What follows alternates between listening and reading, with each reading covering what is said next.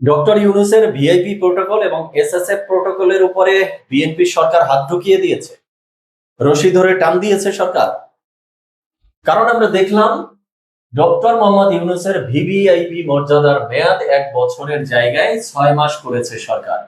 10 আগস্টের পর তিনি আর এসএসএফ নিরাপত্তা পাবেন না, ফলে সাধারণ নাগরিকের মতোই চলতে হবে ডক্টর ইউনূস সাহেব।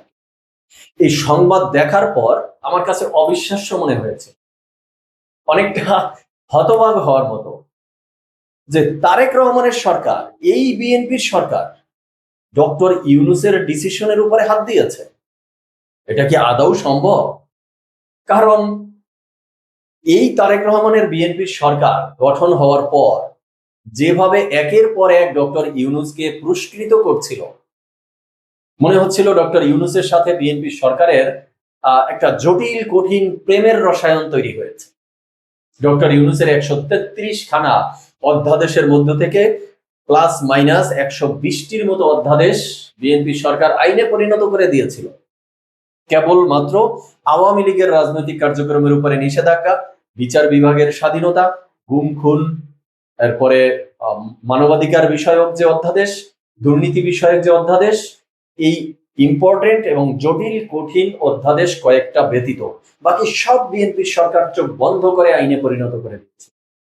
তখন আলোচনা করেছিলাম যে যেই অধ্যাদেশ বিএনপি সরকার আইনে পরিণত করলো, তার মধ্যে ডক্টর ইউনূসের এই গ্রামীণ ব্যাংক তার প্রতিষ্ঠান রিলেটেড একটা অধ্যাদেশ ছিল, যেখানে ডক্টর ইউনূস সাহেব আগামী 5 বছর মানে 2029 সাল পর্যন্ত তার প্রতিষ্ঠান বাংলাদেশ সরকারকে কোনো ধরনের ট্যাক্স দিবে না, ট্যাক্স ফ্রি বিজনেস করবে, সেই রিলেটেড একটা অধ্যাদেশ ছিল। আর বিএনপি সরকার সেই অধ্যাদেশটাও আইনে পরিণত করে দিল।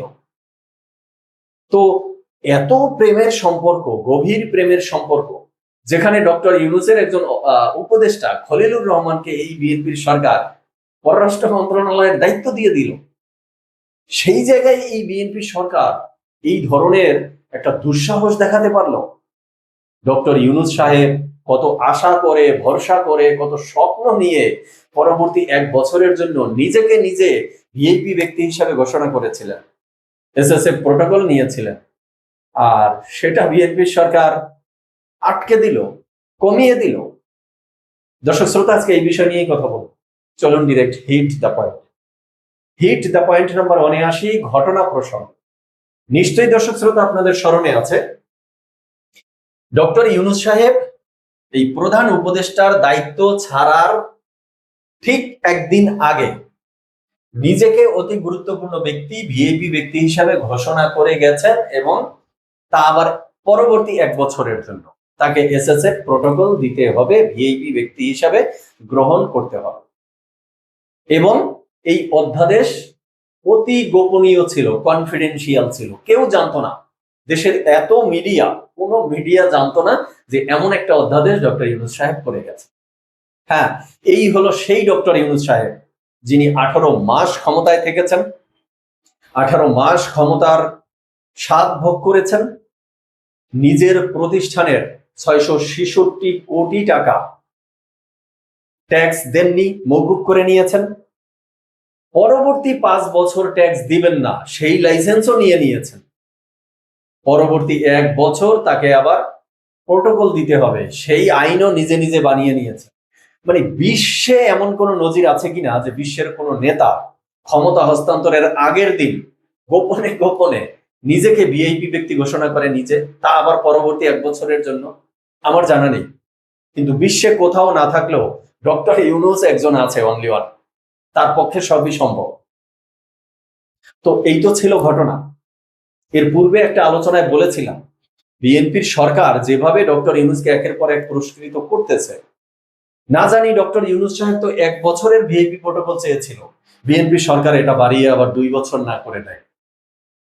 কিন্তু সেই জায়গায় এসে দেখলাম কমিয়ে দিয়েছে, রশি ধরে টান দিয়ে সেটা 6 মাস করে দিয়েছে। তো এখন কথা হলো, ডক্টর ইউনূস সাহেব রাগ করবেন না, গোসা করবেন না ইনি? এবার আসি হিট দ্য পয়েন্ট নাম্বার 2। এই ডক্টর ইউনূস সাহেব যদি বিএনপির উপরে কোনোভাবে গোসা করে, রাগ করে, তাহলে আমেরিকা রাগ করবে না এই বিএনপি সরকারের উপরে? বিএনপি সরকারের এখন যে অ্যাক্টিভিটি, যে ফাংশন, তাতে তো মনে হচ্ছে আমেরিকার কাছে এই সরকারের হাত পা বাঁধা। যুদ্ধ সংক্রান্ত কারণে জ্বালানি তেলের ক্রাইসিস, আমরা তেল কিনবো কোন রাষ্ট্র থেকে কিনবো, কোন রাষ্ট্র থেকে কিনলে আমাদের 2 পয়সা বাঁচবে, সেটা তো আমরা স্বাধীন রাষ্ট্র, সার্বভৌম রাষ্ট্র, আমাদের স্বাধীন চিন্তা নেয়ার, আমাদের স্বাধীন ডিসিশন নেয়ার অধিকার থাকার কথা ছিল। কিন্তু আমরা কি দেখলাম, এই বিএনপি সরকার আমেরিকার কাছে অনুমতি চেয়ে অ্যাপ্লিকেশন করেছিলেন।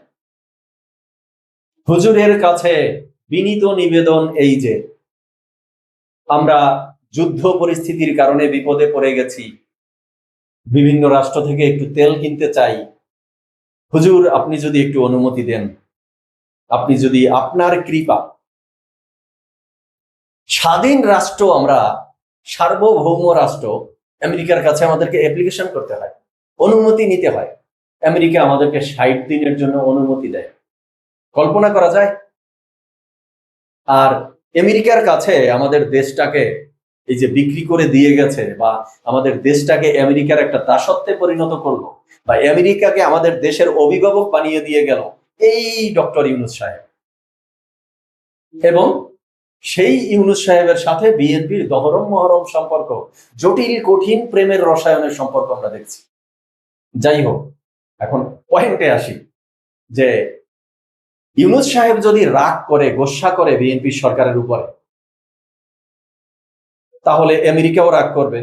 আর আমেরিকা রাগ করলে বিএনপি সরকার ক্ষমতায় থাকতে পারবেন?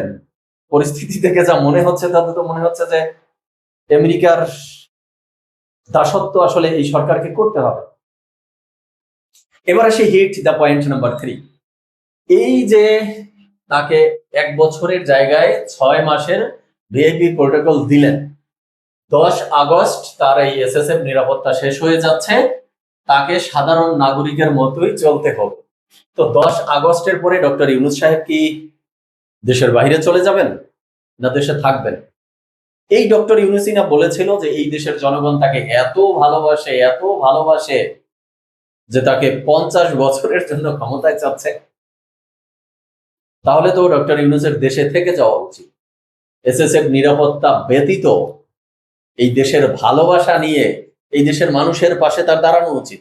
বিভিন্ন ধরনের সভা, সেমিনার, টক শো, বিভিন্ন অনুষ্ঠানে, বিভিন্ন প্রোগ্রামে তার অ্যাটেন্ড করা উচিত উইদাউট এসএসএফ প্রোটোকল। কিন্তু সেটা কি তিনি করবেন? এই দেশের মানুষ তাকে এত ভালোবাসে, সেই ভালোবাসাকে ফেলে রেখে তিনি বিদেশে উড়াল দিবেন না তো? আর যদি দেশে থাকেন, তাহলে এই দেশের মানুষ তাকে ভালোবাসা দিবে। আর এর আগে আরেকটা আলোচনায় যে বলেছিলাম যে বিএনপি সরকার ডক্টর ইউনূসকে যে এত প্রেম দিচ্ছে, এত পুরস্কৃত করছে, এই এসএসএফ সুবিধা শেষ হলে চুপ্পুকে সরিয়ে, রাষ্ট্রপতি চুপ্পু সাহেবকে, ডক্টর ইউনূসকে রাষ্ট্রপতি পদে বসিয়ে আর একটা বড় ধরনের পুরস্কার দিবে না তো? সেই পুরস্কারটা 10 আগস্টের পরে বিএনপি সরকার দিতে যাচ্ছে না তো? তো কনক্লুশনে এসে যেটা বলতে চাই যে যদি বিএনপি সরকার 10 আগস্টের পর তাকে রাষ্ট্রপতির পদে বসিয়ে দেয়, তাহলে তার তো আর এসএসএফ সুবিধার আলাদা করে দরকার নেই, সে তো আরো ভিআইপি ব্যক্তি হিসাবে প্রোটোকল পাবে। এখন দেখা যাক সেটা দেয় কিনা। আর যদি না দেয়, তাহলে ডক্টর ইউনূস স্যারের প্রতি রিকোয়েস্ট থাকবে, এই দেশের সাধারণ জনগণ হিসাবে আমরা আপনাকে অনেক ভালোবাসি, আপনাকে আমরা 50 বছরের জন্য ক্ষমতায় চেয়েছিলাম, যদিও আপনি ক্ষমতায় থাকতে চাননি, আপনি নির্বাচন দিয়ে সরে যেতে চেয়েছেন, কিন্তু আপনি আমাদের মাঝে থাকুন উইদাউট এসএসএফ প্রোটোকলে। আপনাকে আমরা সাধারণ জনগণের কাতারে চাই, আপনি থাকুন, এই দেশের জনগণ আপনাকে অনেক ভালোবাসা দিবে, অনেক সমাদর করবে, এবং আমরা সেটা দেখতে চাই। দর্শক শ্রোতা, আজকে এই পর্যন্তই। আপনারা ভালো থাকবেন, সুস্থ থাকবেন এবং আপনাদের মতামত জানাবেন। ধন্যবাদ সবাই।